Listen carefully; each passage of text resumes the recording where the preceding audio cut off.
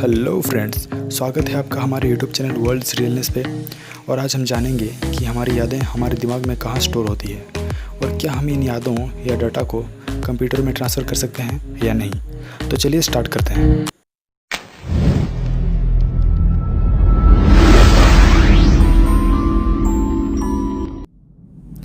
हमारा दिमाग हमारी यादों को माइक्रोकेमिकल चेंजेस के रूप में स्टोर करता है।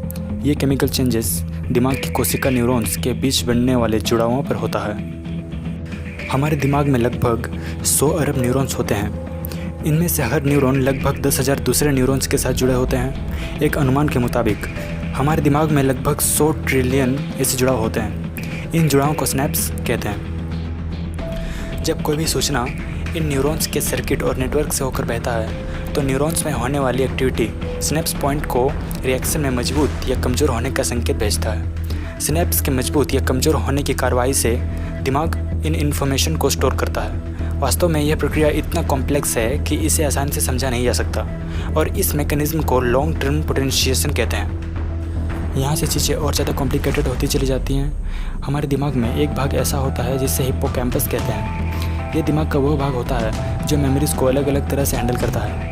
एक तरह की मेमोरीज़ तो वो होती है जिनका संबंध सीधा हमसे होता है, इन्हें ऑटोबायोग्राफिकल मेमोरीज़ कहते हैं। और दूसरे तरह की मेमोरीज़ दूसरे व्यक्तियों, स्थानों और घटनाओं से संबंधित होते हैं, उन्हें एपिसोडिक मेमोरीज़ कहते हैं। लेकिन कुछ वैज्ञानिकों का मानना है कि मेमोरीज़ हिप्पोकैम्पस में टेम्परेरी रूप से रहते हैं और बाद में उनकी दोबारा कोडिंग होती है और वे दिमाग के दूसरे भागों में डिस्ट्रीब्यूट कर दिए जाते हैं। और इस प्रक्रिया को मेमोरी कंसोलिडेशन कहते हैं और ये तब होती है जब हम सो रहे होते हैं।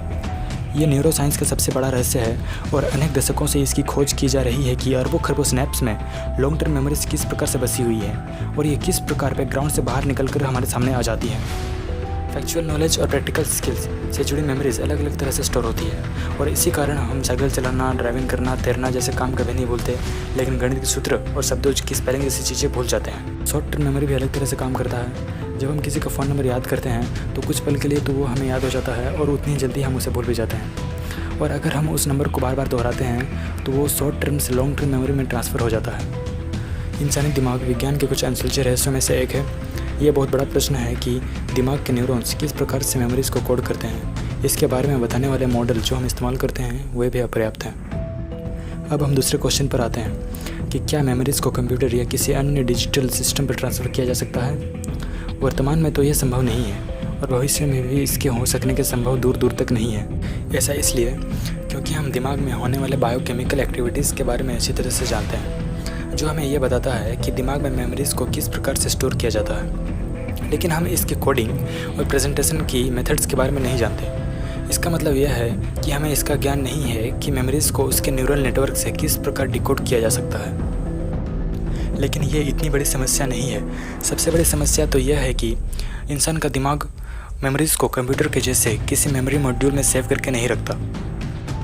और दूसरी तरफ कंप्यूटरों में लॉन्ग टर्म स्टोरेज अलग अलग पार्ट्स जैसे RAM, hard disk, flash drive, data cloud आदि में स्टोर रहता है। लेकिन दिमाग में मेमोरीज़ उसी न्यूरल नेटवर्क में फैली रहती है जो उन्हें प्रोसेस करता है और इसीलिए मेमोरीज़ को उस सिस्टम से निकाल कर कहीं और ट्रांसफ़र नहीं किया जा सकता जो उन्हें स्टोर, डिकोड और प्रोसेस करने का काम एक साथ करता हो।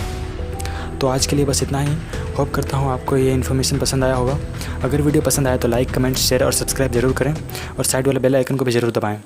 मिलते हैं नेक्स्ट वीडियो में, तब तक के लिए टेक केयर, बाय बाय।